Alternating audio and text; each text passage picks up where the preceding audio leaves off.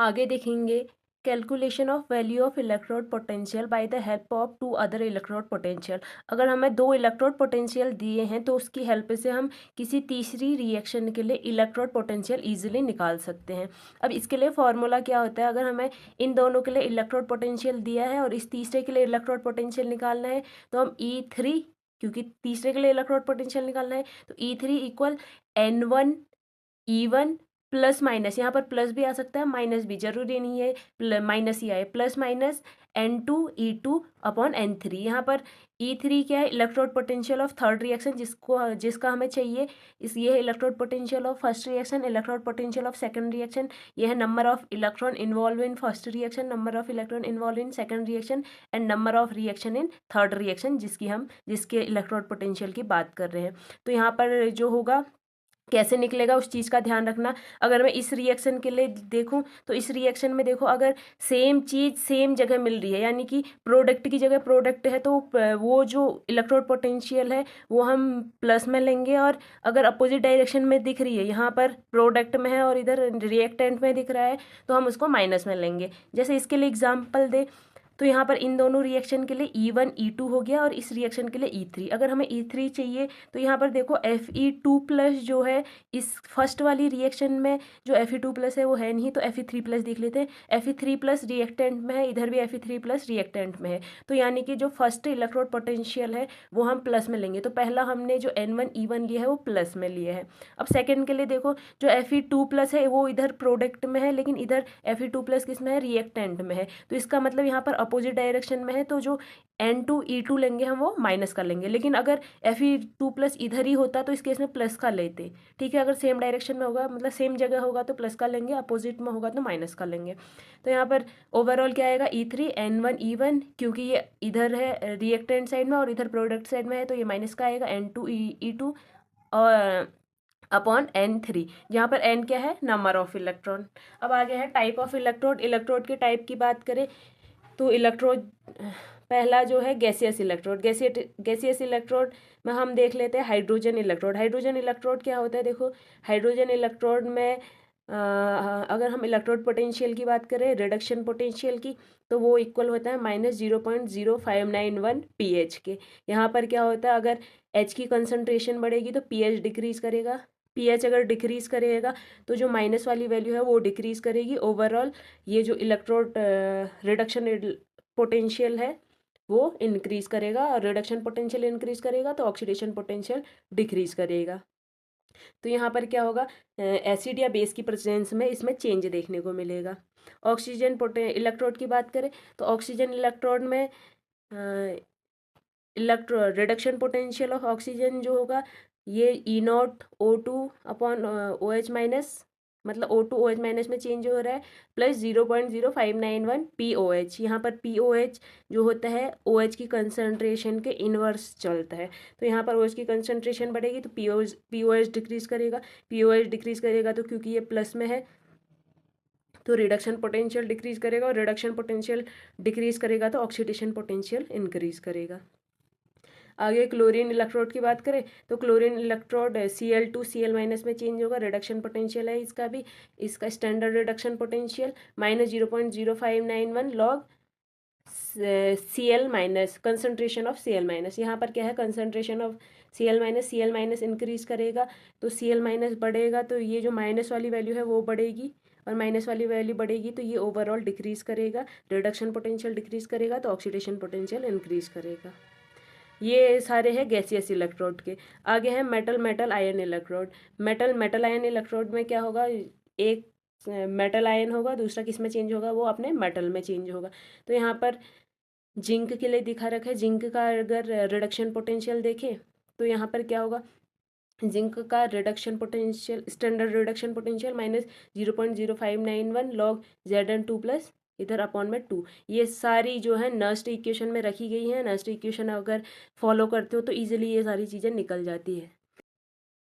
आगे redox electrode में जो है 2 और more than 2 type of ion of the same element. एक ही एलिमेंट के 2 या 2 से ज़्यादा आयन लिए जाते हैं। जैसे इधर पर रिडक्शन हो रहा है लेकिन दोनों आयन ही है, Fe+3 और Fe+2 दोनों मेटल के आयन ही ले रखे हैं। मतलब एक ही मेटल के 2 आयन ले रखे हैं। इसका standard reduction potential -0.0591 log Fe2+, क्योंकि Fe2+ इधर प्रोडक्ट बन रहा है तो ऊपर आएगा, कंसंट्रेशन ऑफ Fe3+ नीचे आएगा। ये सब नस्ट इक्वेशन को फॉलो करते हुए बनाए गए हैं।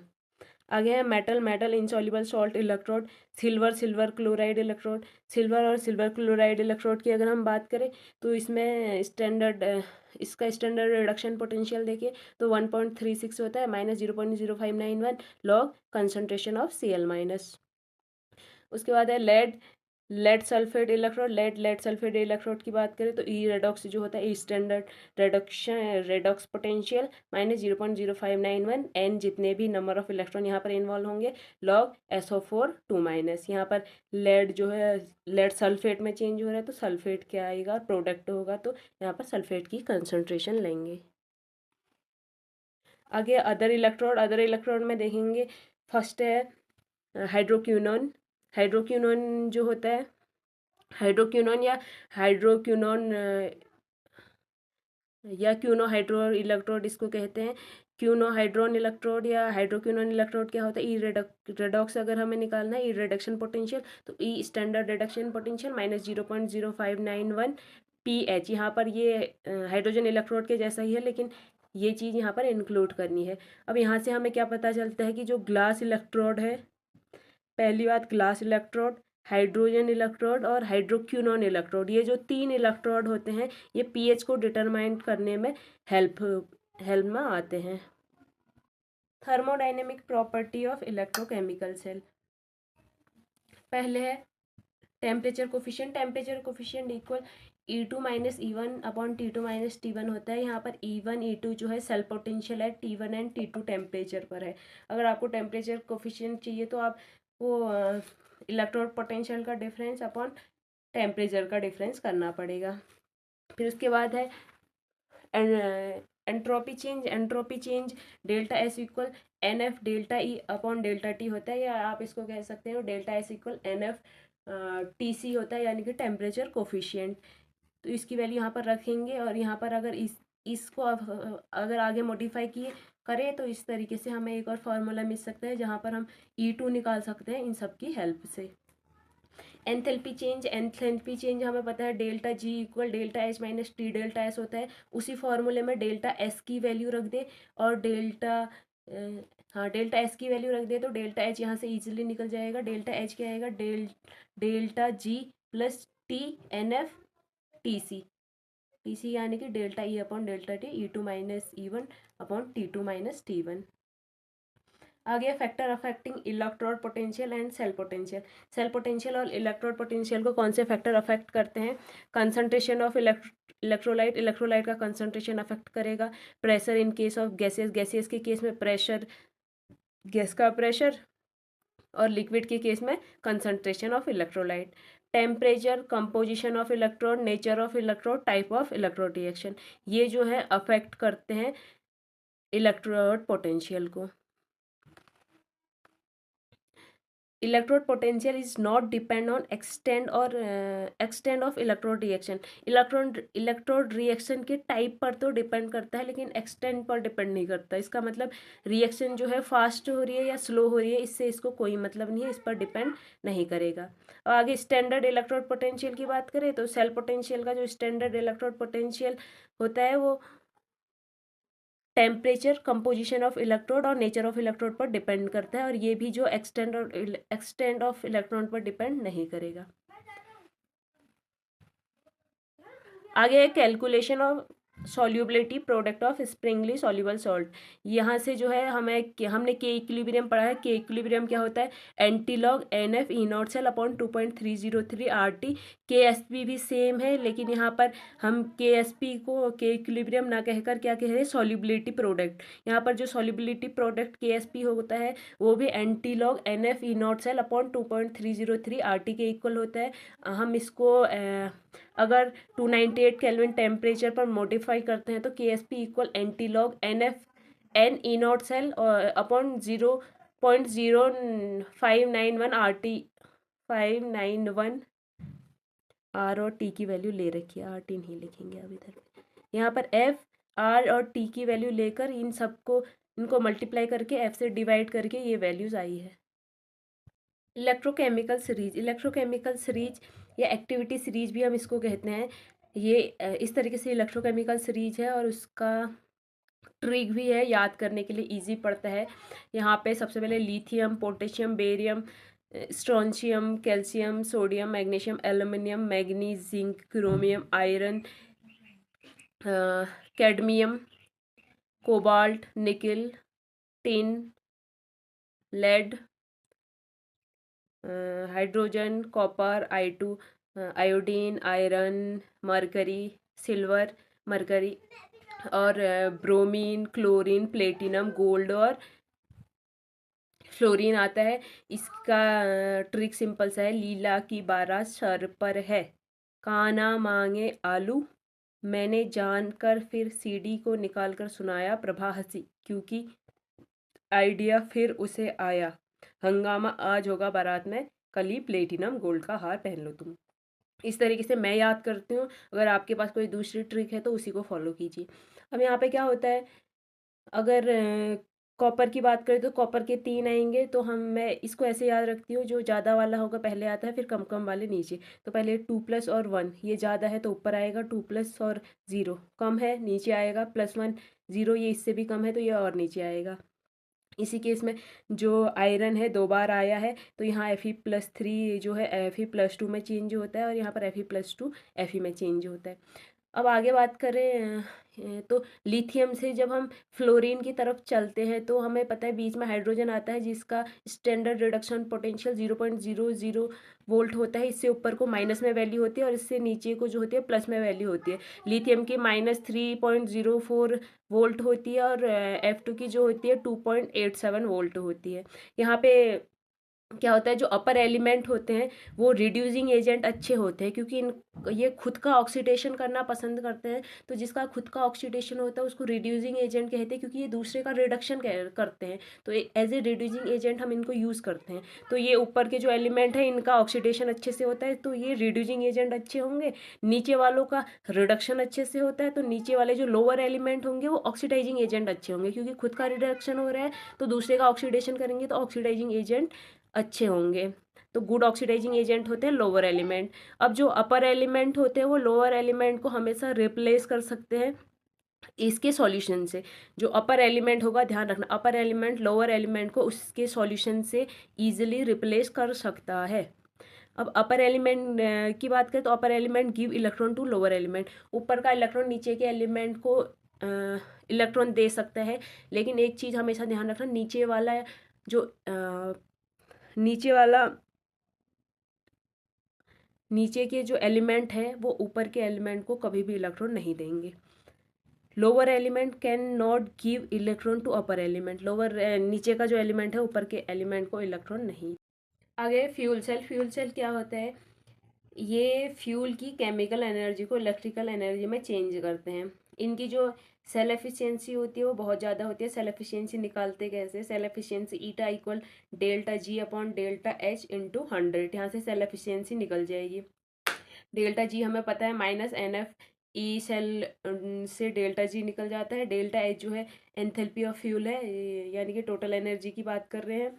यहाँ पर H2O2 की H2O2 फ्यूल सेल की एफिशिएंसी देखें तो 83% तक होती है। CH4O2 की देखें 92%। और भी जो लेकिन जो बाकी इलेक्ट्रोकेमिकल सेल होती है, यानी कि जो केमिकल एनर्जी को इलेक्ट्रिकल एनर्जी में चेंज करती है, फ्यूल सेल के अलावा उनकी 40% तक होती है। इनकी अप टू 90% तक भी देखने को मिलती है। Used in man space flight. इसका यूज़ कहाँ होता है, मैन स्पेस फ्लाइट यानी कि अपोलो शटल्स में इनका यूज़ होता है, क्योंकि इनकी एफिशिएंसी बहुत ज़्यादा होती है और ये कैरी करने के लिए इजी भी होते हैं। तो जो मैन स्पेस फ्लाइट है वहाँ पर इनको यूज़ किया जाता है। आगे है पोटेंशियोमेट्री और potentiometric titration. Here E cell is use to determine end point. End point determine करने के लिए ई सेल यूज़ किया जाता है। यहाँ H+ इंडिकेटर इलेक्ट्रोड को लिया जाता है और जो सेचुरेटेड कैलोमल इलेक्ट्रोड है इसको लिया जाता है एज ए रिफरेंस इलेक्ट्रोड। यहाँ पर क्या होता है, एंड पॉइंट फाइंड होता है by the jumping in cell potential. जब सेल पोटेंशियल में जंपिंग देखने को मिलेगी तो उस पॉइंट को कहेंगे हम एंड पॉइंट। ई सेल क्या होता है, 0.2415 प्लस 0.0591 pH। ये कहाँ से आया, ये आता है सेचूरेटेड कैलोमल इलेक्ट्रोड से। तो यहाँ पर ई सेल ओवरऑल क्या रहेगा, 0.2415 प्लस 0.0591 pH। अगर एंड पॉइंट की बात करें तो एंड पॉइंट पर delta E upon delta we is greater than zero होता है, और delta square E upon delta we square zero होता है। इलेक्ट्रोकेमिकल सेल की बात करें, इलेक्ट्रोकेमिकल सेल जो होते हैं इनकी टाइप की बात करें तो दो टाइप के होते हैं, प्राइमरी सेल और सेकेंडरी सेल। प्राइमरी सेल जो होती है नॉन चार्जेबल सेल्स होती है। नॉन चार्जेबल सेल का मतलब है एक बार हमने जब यूज़ कर ली और वो जो सेल है अपनी मैक्सिमम एक्सटेंट तक रिएक्शन ख़त्म कर देता है, यानी कि सेल पूरा यूज हो जाता है, तो उसके बाद हम उसको फर्दर चार्ज नहीं कर सकते हैं, अब उसे हमें चेंज ही करना पड़ेगा। लेकिन इसलिए इसको नॉन चार्जेबल सेल भी कहते हैं। अब यहाँ पे जो सेकेंडरी सेल है वो रिचार्जेबल सेल होती है। रिचार्जेबल सेल कहने का मतलब है इनका सेल की रिएक्शन एक बार कंप्लीट हो भी जाती है तो इनको हम दोबारा चार्ज करके दोबारा से एक्टिव उस रिएक्शन को कर सकते हैं। तो जो प्राइमरी सेल है उसके example Daniell cell, dry cells जो होती है, ड्राई सेल मतलब आपकी जो दीवार घड़ियों हो रिमोट वगैरह में लगी रहती है उन सेल की बात हो रही है। और अगर सेकेंडरी सेल की बात करें तो ये इसमें इसके एग्जांपल है lithium ion cell, lead storage batteries जो फ़ोन में यूज़ होती है। फ़ोन में यूज़ होने वाली बैटरी किसका टाइप है, सेकेंडरी सेल का, क्योंकि हम उस बैटरी को बार बार ख़त्म भी हो जाती हो तो उसके बाद भी दोबारा से चार्ज कर लेते हैं। आगे है lead storage battery. Lead storage battery का मतलब लेड स्टोरेज बैटरी को समझा रखा है। लेड स्टोरेज बैटरी में जब फ़ोन चार्ज होता है, जब फ़ोन चलता है तो लेड ऑक्साइड और H2SO4 PbSO4 और H2O में चेंज होते हैं और लगातार रिएक्टेंट प्रोडक्ट में कन्वर्ट हो जाता है। तो यहाँ पर क्या होता है, फिर एक टाइम बाद रिएक्टेंट ख़त्म हो जाएगा तो प्रोडक्ट ही प्रोडक्ट बचेगा। इस केस में क्या होता है, फ़ोन की जो बैटरी होती है डेड हो जाती है। लेकिन अगर हम यहाँ पे क्या करें, इसको दोबारा से इलेक्ट्रिसिटी की हेल्प से रिचार्ज करें तो यहाँ ये जो PbSO4 और H2 है दोबारा से किस में कन्वर्ट हो जाता है, रिएक्टेंट में। तो इसको हम क्या कहते हैं, रिचार्ज। यहाँ से यहाँ की तरफ रिचार्ज हो रहा है और यहाँ से यहाँ की तरफ डिस्चार्ज हो रहा है। अब यहाँ पर देखेंगे जहाँ पर रिडक्शन होगा तो वो कैथोड होगा, जहाँ पर ऑक्सीडेशन होगा वो एनोड होगा। और इधर की बात करेंगे तो एनोड और कैथोड क्या हो जाएंगे, एक्सचेंज हो जाएंगे। जो पहले कैथोड था वो एनोड हो जाएगा और जो पहले एनोड था वो अब कैथोड हो जाएगा। यहाँ पर इलेक्ट्रोकेमिस्ट्री हमारी ख़त्म होती है। नेक्स्ट हम आपको मिलेंगे दूसरे टॉपिक के साथ। Keep learning.